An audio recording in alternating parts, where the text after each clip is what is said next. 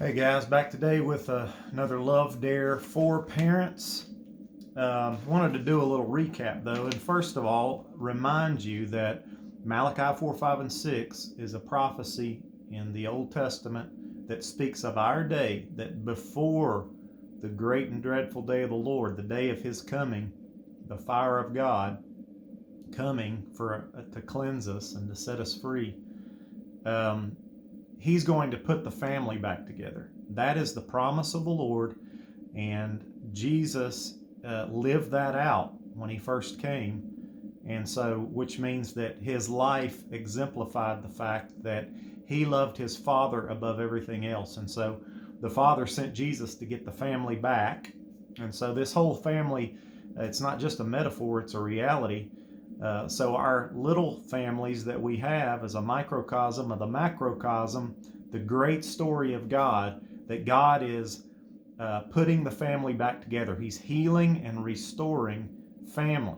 And so we need to know that today because there's so much warfare that is levied against it. I mean, there's just so much that's trying to destroy it. And so it's good to know we've got a powerful being, the most powerful being there is, who's in control of all things, behind us and helping us make decisions and live a life in alignment with God's love, receiving it, being transformed by it from the inside out, and giving it to our children and teaching them. And so these love dares are just things we can click into place. Day 6 is love is not selfish. It's just a little reminder a couple days back. Do nothing from selfishness or empty conceit, but with humility of mind regard one another as more important than yourselves. And the first paragraph, children are God's homework assignment to parents. We are commissioned to love, teach, and train them up for successful adulthood. But this process requires so much careful focus and attention.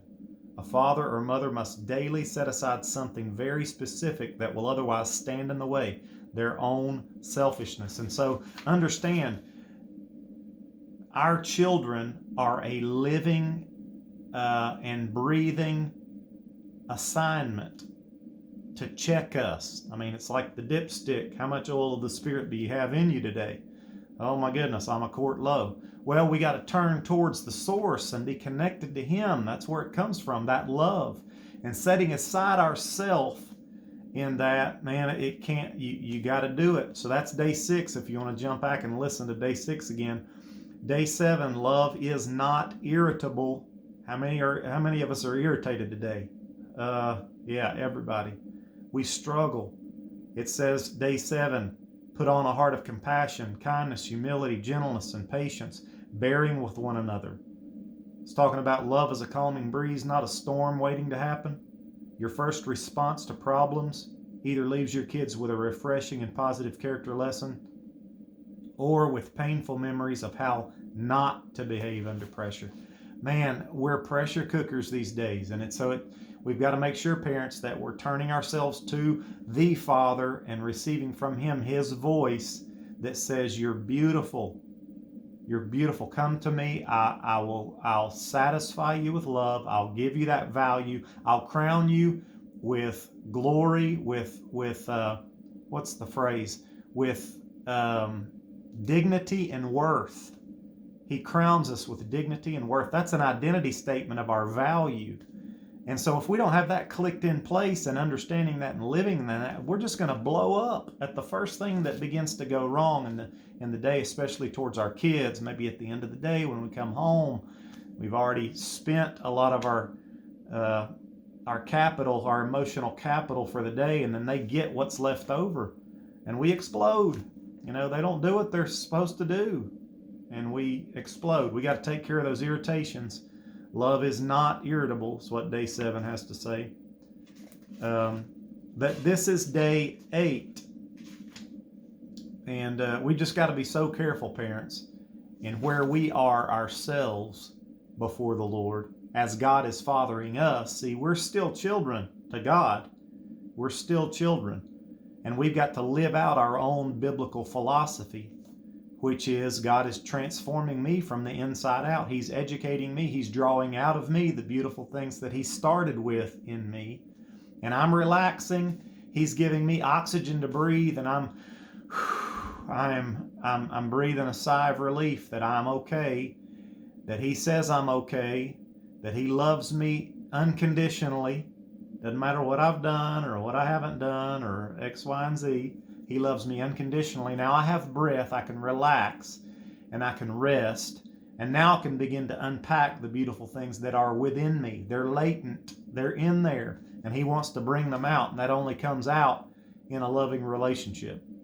And if we're not careful, then I just heard from a parent today whose child was going through something at school, and they had a particular interpretation of events about what a coach was doing to their kid, and how that stuff politics and other things can get in, and a parent can get all jacked up about something and get emotional about it, and just lay that over on their kid, who the kid they need to be told how to orient themselves in life and in life's experiences in the way that God would, in the truth. And sometimes if we're so triggered as parents ourselves, we haven't gotten ourselves out of the way, and we're already at this level of irritation, and we just we explode, and we give them the wrong interpretation of events. And man, it's difficult, but we can lay ourselves before the Lord and be loved and love. That's the thing. Let it happen from the inside out. So day 8, love wins hearts. Malachi 4:6, that's what I started out with. I didn't even know this was the verse, but He will turn the hearts of the fathers to the children, and the hearts of the children to their fathers. That's what God's up to right now. And the beauty of that is that He does that to you and me. And as He does that to you and me, He's the source. It comes through us and reaches our families. That's the opportunity for today. Whoever has your children's hearts has their ears and significantly influences the direction of their lives. You can be the most spiritual, intelligent parent on the planet, but if you lose your children's hearts, they will likely turn away from you in the long run. Your ultimate effectiveness as a parent greatly depends upon this one key issue. King David was a man after God's own heart, a great warrior, a successful leader, and a loving friend, but he lost the heart of his own son, Absalom, and it resulted in painful family dysfunction, public shame, and the deaths of 20,000 men in battle. How could this happen? The fracture began when David grew distant in his own private walk with God and began hiding in sin. Absalom then watched David neglect to bring justice to his own son Amnon, who raped David's daughter Tamar, Absalom's sister. When Absalom tried to re-engage with his father, he gained little traction and was turned away. So in revenge, he killed the man who had hurt Tamar. But David neither rebuked or reached out to his wayward son. After Absalom finally returned home as a prodigal, he begged for David's attention, but was ignored. The unresolved hurt and anger eventually led him to initiate a civil war against his own father.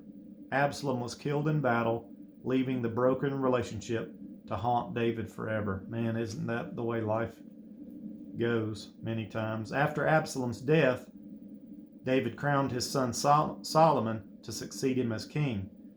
And Solomon, having witnessed the tragic relationship between his father and half-brother, made an insightful request to his own child. Give me your heart, my son, and let your eyes delight in my ways. That's Proverbs 23:26. He knew what could happen if he didn't. Solomon's request echoes through time to inspire and challenge us as parents today. Winning your children's hearts does not mean cowering, obeying their every wish, or giving them whatever they want. It means providing them the loving attention, affection, and affirmation they need while carefully guarding against any emotional distance, hurts, or unresolved issues from coming between you. God puts a longing within all children when they're young to gain the attention and approval of their parents. He also instructs fathers, saying, "Do not exasperate your children, so that they will not lose heart." We can win many battles in life, but still lose the war at home if our children withdraw, rebel, and ignore us. You can tell when children have turned their hearts away from their parents. The ongoing tones of disrespect, the lack of tenderness, emotional distance. They have little desire to be near you or listen to you. Their words and attitudes reveal the hurt and anger brewing below the surface. Children can emotionally pull away for many reasons. It could be your lack of time, attention, or tender affection, broken promises. Your actions may communicate, "You're not really important enough for me to prioritize or care about what's going on in your life." It could be the hard lines you've drawn. If they believe your discipline is too harsh, your demands are too great, or that you're playing favorites, a warning light will go off in their hearts. This can plant seeds of anger and resistance that later spring up into bitterness against you. Training, discipline, and boundaries are necessary for good parenting, but they must be packaged and cushioned within a context of love. Sometimes appropriate words of rebuke can be unknowingly wrapped in a crushing tone or hateful facial expression. So parents should constantly be guided by the question, how can I speak and handle my children in this situation without losing their hearts? Ask yourself, do I have my children's hearts right now? Do they know they have mine? Do they care what I think? Do they want to spend time with me? Are they grieved when I am displeased? Are they loyal when I'm not watching? The heart of your child is really at the heart of your parenting. If you realize you've lost one or more of your children's hearts, then quickly press pause or schedule and ask God to help you draw them back to you. One of the things that I've noted in with my kids is that I know the question to this: do they want to spend time with me? My kids do, and the way I know that is they ask me for it. My little girl wants me to play house with her. She wants me to play Barbies with her. My boys want me to play whatever it is they're doing. Nerf war downstairs, we got those Nerf guns, or any number of a list of things they want me to, and they ask me to. When I get home, they ask me, "Daddy, will you play with me?" And the play is specific. Sometimes it's just general. "Will you just be with me?" And I just have to tell you guys, many times I'm tired and I say no. And I say that, how awful, because I know their hearts are open to me right now. If I don't say no to my selfishness that says I want to go do my own thing, I want to unwind in my own way, there will be a day sooner than we realize, where they will stop asking us to do anything with them. And then we'll be trying to pry our way into their lives. And so each day today, I don't know what age your kids are, mine are young, and they're still open to me. And I have to be constantly aware, Paul, how often are you saying no when they are inviting you in to play and wanting you, to play the tickle game? That's one of the things my girl just asked me last night, "Daddy, will you play the tickle game?" Which just means I run to you and you tickle me, and then I get away from you, and then that's the tickle game. And what an awesome thing. They want that time, they want that affection, they want my attention. And I've got to make sure I set aside my own desires to unwind in whatever way I have thought up in my mind, and I do it consistently every day. That is building that heart connection, that one day they will ask important questions and want to know what I think, and it's going to be life-giving, or it's going to be something they don't get that they should be getting. And so, these are crucial issues, something we got to stay on top of. But don't try to change your child before examining yourself first. Ask if your Heavenly Father currently has your heart. Man, that's a good question. Are you loyal to Him and submitted to Him? If not, don't be surprised if your kids have been following your example by pulling their hearts away from you and from God. Reach out to your children and ask, "Have I hurt you or wronged you in any way?" Are you angry with me? How can I make it right? Help me understand what's going on inside you. Be ready to listen, apologize, and help them work through their frustrations until all issues have been resolved. Let your love encourage you to make the necessary sacrifices, fulfill the promises, and do whatever it takes to make sure you have your children's hearts again. I'll tell you what I'm going to do in adding to this day. I just read a chapter out of The 7 Habits of Highly Effective People. It's a wonderful book of principle. It's just relationship principles. It's life principles.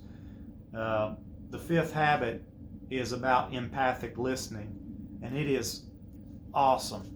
It's such a great reminder to know how to be present and how to hear someone's heart. Sometimes you have to forget about the words that are coming out of somebody's mouth and hear their heart. You can't take it at face value, because we don't live a face value life. We live a heart life.